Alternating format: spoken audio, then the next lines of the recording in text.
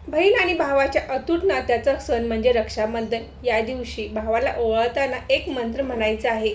आपल्या भावाला दीर्घ आयुष्य लाभावे, त्याची प्रगती व्हावी यासाठी रक्षाबंधना दिवशी भावाचे औक्षण करताना आपल्याला एक मंत्र म्हणायचा आहे. या वर्षीच्या रक्षाबंधनामध्ये भद्राचे सावट नाही, कारण पौर्णिमा तिथी ही गुरुवारी लागणार आहे आणि गुरुवारी रात्रीच भद्रा काळ आहे आणि हा भद्रा काळ 28 तारखेच्या सूर्योदयापूर्वी संपणार आहे. त्यामुळे या वर्षीच्या रक्षाबंधनावर भद्राचे सावट नाही, परंतु या वर्षीच्या रक्षाबंधनाच्या काळामध्ये राहू काळ आहे. तर राहू काळ टाळून आपल्याला रक्षाबंधन करायचं आहे. त्याचबरोबर या दिवशी चंद्रग्रहण देखील आहे. तर हे चंद्रग्रहण भारतात दिसणार नाही. त्यामुळे चंद्रग्रहणाविषयीचे जे काही नियम आहेत ते आपल्याला पाळण्याची आवश्यकता नाही. आपण शुभ मुहूर्तावर कधीही आपल्या भावाला राखी बांधू शकतो.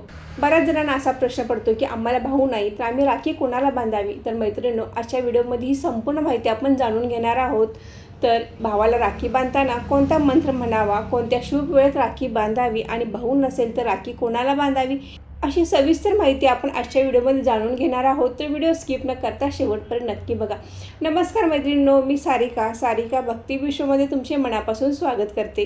बहीण भावाच्या अतूट नात्याचा सण म्हणजे रक्षाबंधन. मैत्रिणींनो, आपल्या बहीण भावामध्ये कितीही हेवे दावे असतील, रुसवे फुगवे असतील, तर आपण या दिवशी सगळे सोडायचं आहे आणि आपल्या भावाचे औक्षण करायचं आहे. भावाच्या दीर्घ आयुष्यासाठी, त्याच्या प्रगतीसाठी आपण त्याचे औक्षण करून त्याला रक्षासूत्र बांधायचं आहे. रोजच्या धकाधकीच्या जीवनामध्ये एवढ्या तेवढ्यावरून बहीण भावामध्ये कुरकुर होते, भांडणे रुसवे फुगे होतात. या दिवशी सगळे विसरायचे असते. बहीण भावाला राखी बांधावी, गोडधोड खाऊ घालावे, भावाने बहिणीला एखादी आवडती वस्तू भेट द्यावी, तुटलेली नाती जोडावी, जोडलेली नाती अधिक दृढ व्हावी, हे सांगणारा सण म्हणजे रक्षाबंधन. तर मैत्रिणींनो, आपण आपल्या भावाला राखी बांधायची आहे, परंतु राखी बांधताना काही नियमांचे पालन करणे आवश्यक आहे. भावाचे औक्षण करून आपण शुभ मुहूर्तावरच राखी बांधायची आहे. औक्षण करत असताना औक्षण करण्याच्या ताटामध्ये आपल्याला काही महत्त्वाच्या वस्तू असणे आवश्यक आहे. यामध्ये आपल्याला तेलाचं निरांजन ठेवायचं आहे, त्याचबरोबर हळद, कुंकू, अक्षदा, 1 रुपयाचे नाणे, एखादा सोन्याचा दागिना किंवा आपण अंगठी वगैरे घेऊ शकतो किंवा इतर कोणताही दागिना घेतला तरी चालेल. त्याचबरोबर एखादा गोड पदार्थ किंवा पेढा आपण किंवा साखर हे आपण औक्षण ताटामध्ये असणे आवश्यक आहे. आपल्या भावाला बसण्यासाठी पाट द्यावे आणि आपण देखील एखादा पाट घेऊन त्यावर बसावे किंवा उभे राहून आपण आपल्या भावाला राखी बांधायची आहे. त्याचबरोबर आपण ज्या ठिकाणी औक्षण करणार आहोत त्या पाटाभोवती रांगोळी देखील काढायची आहे. त्याचबरोबर भावाला घालण्याची टोपी द्यायची आहे. आपल्या भावाला कुंकवाचा टिळा लावायचा आहे आणि त्यावर अखंड अक्षता त्या कुंकवाच्या टिळ्यावर लावायचे आहेत. त्यानंतर 1 रुपयाचे नाणे आणि दागिना हातात घ्यायचा आहे आणि तो दागिना कपाळाला लावून तो खांद्यापर्यंत आणायचा आहे आणि परत तो खांद्यापासून कपाळाला नेऊन परत आपल्या डाव्या खांद्यापर्यंत न्यायचा आहे. असे आपल्याला 5 वेळा करायचे आहे. त्यानंतर निरंजन घेऊन आपण भावाला ओवाळायचं आहे. त्याच्या तोंडामध्ये गोड पदार्थ खाऊ घालायचा आहे आणि मगच राखी बांधायची आहे. भाऊ मोठा असेल तर नमस्कार करायचा आहे आणि भाऊ लहान असेल तर त्याला दीर्घ आयुष्यासाठी आणि प्रगतीसाठी आशीर्वाद द्यायचा आहे. भावाचे औक्षण करत असताना आपण एक मंत्र म्हणायचा आहे. येन बद्धो बली राजा ज्ञानवेंद्रो महाबलम तेन त्वाम प्रतिबंधान्मी रक्षे मा चल असा मंत्र आपण भावाचे औक्षण करताना म्हणायचं आहे. या मंत्राचा अर्थ असा आहे की ज्या रक्षासूत्राने महाबली राजा बलीला बांधले होते त्याच रक्षासूत्राने मी तुझी रक्षा करत आहे.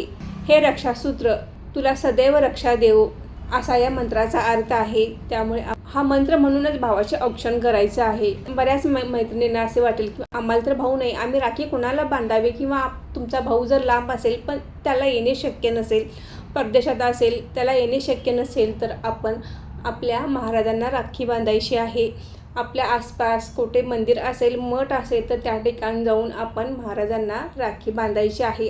कारण महाराजसुद्धा आपले रक्षण करतात, आपल्या पाठीशी सदैव उभे असतात, आपल्या संकटात अडचणीत ते वेळोवेळी मदत करत असतात. त्यामुळे आपण श्री स्वामी समर्थ महाराजांना राखी बांधायची आहे.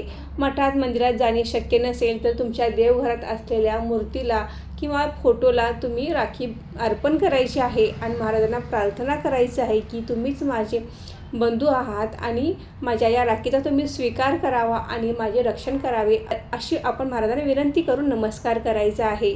मैत्रिणींनो, मला सुद्धा भाऊ नाही तर मी प्रत्येक वर्षी महाराजांना राखी बांधते, मंदिरात जाऊन राखी बांधते. आपण महाराजांना आपला भाऊ म्हणून राखी बांधायची आहे। या वर्षीच्या रक्षाबंधनासाठी 3 शुभ मुहूर्त आहेत, तर आपण या 3 शुभ मुहूर्तावर कधीही आपल्या भावाला राखी बांधू शकता।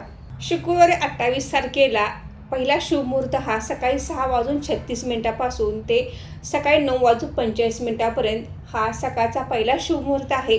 दुसरा शुभ मुहूर्त हा दुपारी 12:30 ते 12:53 या शुभ वेळेत तुम्ही आपल्या भावाला राखी बांधू शकता। आणि संध्याकाळचा तिसरा शुभ मुहूर्त आहे तो संध्याकाळी 7:43 ते 9:30 या शुभ वेळेत तुम्ही तुमच्या भावाला राखी बांधायची आहे। तर या दिवशीचा राहू काळ हा सकाळी 10:54 पासून ते 12:02 राहू काळ आहे। तर या वेळेत आपण आपल्या भावाला राखी बांधायची नाही।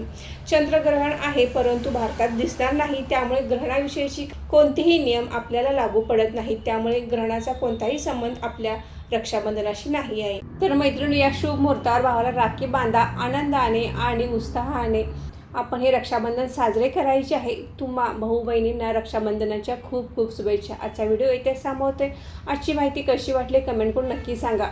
व्हिडिओ आवडल्यास व्हिडिओ लाईक करा, शेअर करा आणि सारिका भक्ती विश्व या यूट्यूब चॅनल सबस्क्राईब करा। धन्यवाद।